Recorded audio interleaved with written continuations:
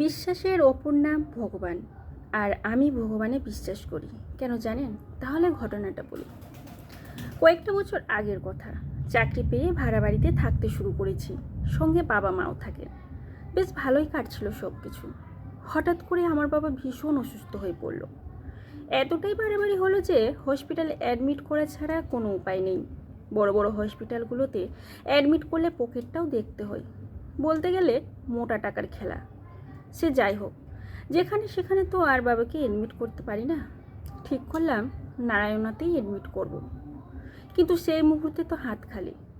সবে মাত্র কয়েক মাস হয়েছে, তখন চাকরিটা পেয়েছি। যতটা আছে সামান্য বলাই যেতে পারে। মনে মনে ঠিক করে নিয়েছি যত টাকাই লাগুক বাবার চিকিৎসা করাতেই হবে। কিন্তু লোন বললে তো আর সঙ্গে সঙ্গেই হয় না। 2-3 দিন তো টাইম লেগেই যায়। ব্যাংকে যেতে হবে, কাগজপত্র রেডি করতে হবে, তারপরেই তো টাকা হাতে আসবে। কিন্তু সেই মুহূর্তে টাকাটা অন্য কোথা থেকে যদি ধার নিতে পারি তবে অনেকটা ভালো হবে। Emergency purpose.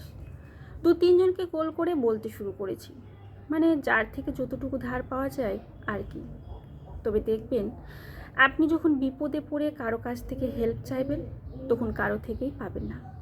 তখন যেন সবাই আপনার মতো বিপদে পড়ে আছে। পড়ে না থাকলেও আপনার দুরবস্থার মধ্যে তারও দুরবস্থার কথা শোনাবি। আমার ক্ষেত্রে তাই হয়েছে। আমিও খুব চিন্তায় পড়লাম। এদিকে বাবাকে নিয়ে যেতে হবে। অ্যাম্বুলেন্সকে কল করতে অ্যাম্বুলেন্স চলে এসেছে। আমি ভাবলাম আর দেরি করে লাভ নেই, আগে তো গিয়ে পৌঁছই, তারপর যা হয় দেখা যাবে। মাথার ওপর ভগবান ভরসা, উনি তো আছেন, দেখি না কি হয়। বাবার শরীর অসুস্থ দেখে আশেপাশের বাড়ি থেকে বেশ কয়েকজন বাবাকে দেখতে এসেছে।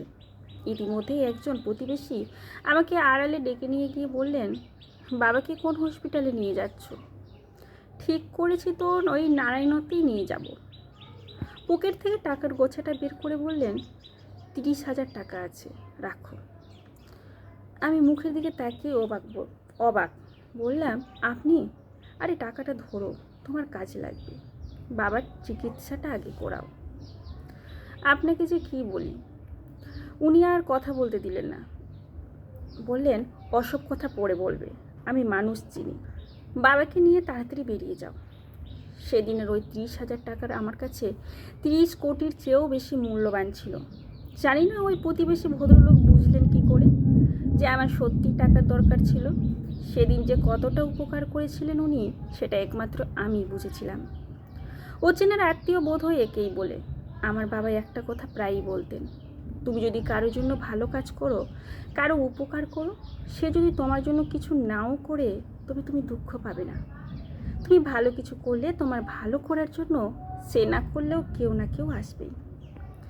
ভগবান উপরে বসে সব দেখেন। তিনি নিজে আসেন না, তিনি কাউকে না কাউকে পাঠিয়ে দেবেন।